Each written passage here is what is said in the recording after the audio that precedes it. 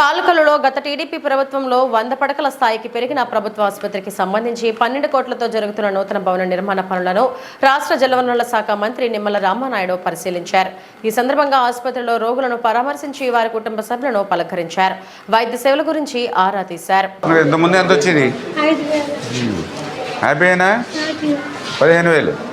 5,000 కదా, ఇప్పుడు 15. బీరకాయ పచ్చం ఒకటి చేసుకుంటూ వెళ్తాము. పాప జాగ్రత్త చూసుకో. అంతకుముందు మన గవర్నమెంట్లో మంచి కట్టెలు అవి పెట్టి ఏసీలు అవి పెట్టి మంచి ఎయిర్ కండిషన్ రూమ్ కింద చేసాం.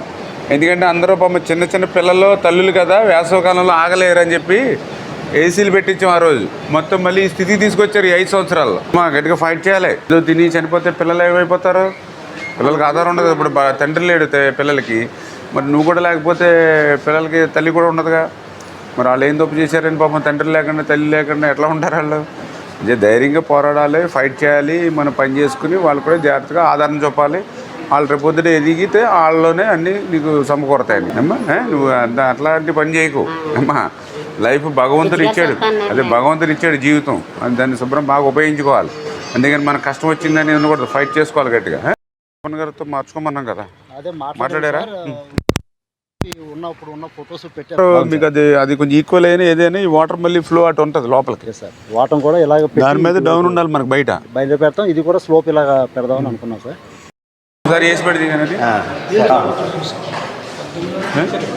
2 నెలలు నేను ఉంది కదా. ప్రజా ఆరోగ్యానికి పెద్దపీట వేయాలి పాలకొల్లులో అనేటువంటి ఉద్దేశంతో ప్రభుత్వ ఆసుపత్రి ఆ రోజు 98లో చంద్రబాబు నాయుడు గారు ముఖ్యమంత్రిగా 30 పడకల ఆసుపత్రిని 50 పడకల ఆసుపత్రిగా ఆయనే ఈ ఆసుపత్రిని అప్గ్రేడ్ చేశారు.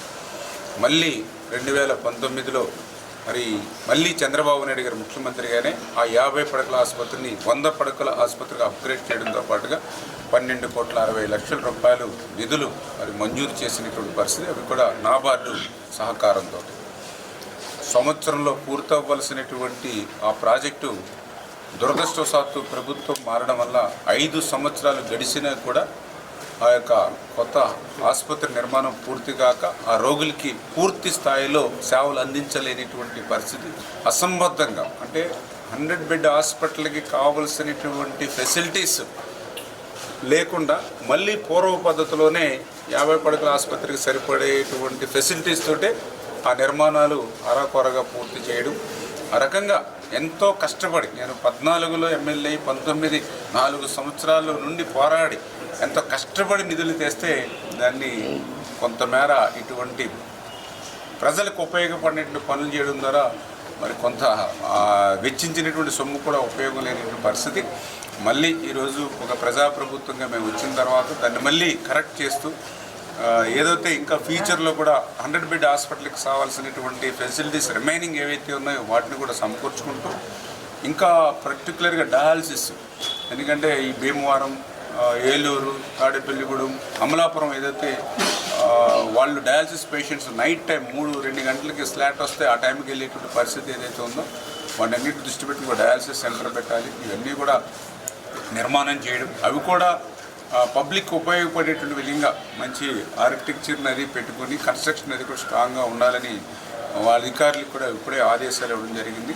ఈ లోపుగా ఏదైతే పాత బిల్డింగు అది కూడా నీరు గారుతూ ప్రమాదభరితంగా ఉంది కాబట్టి అవసరమైతే ఒక 3-4 వార్డ్స్ను ఇందులో ప్రిపేర్ చేసుకుని వాళ్ళందరినీ కూడా షిఫ్ట్ చేసుకుని తాత్కాలికంగా ఇక్కడ సేవలు అందించండి. భద్రత కూడా మనకు పేషెంట్స్ ముఖ్యం కాబట్టి ఈ వర్క్స్ చేసుకుంటూనే వాళ్ళకి సేవలు కూడా ఈ కొత్త బిల్డింగ్లోనే 4-5 ఎమర్జెన్సీ వార్డు కింద క్రియేట్ చేసి వాళ్ళకి అకామిడేషన్ కూడా ఇక్కడే ఇవ్వమని కూడా అధికారులు కూడా చెప్పడం జరిగింది.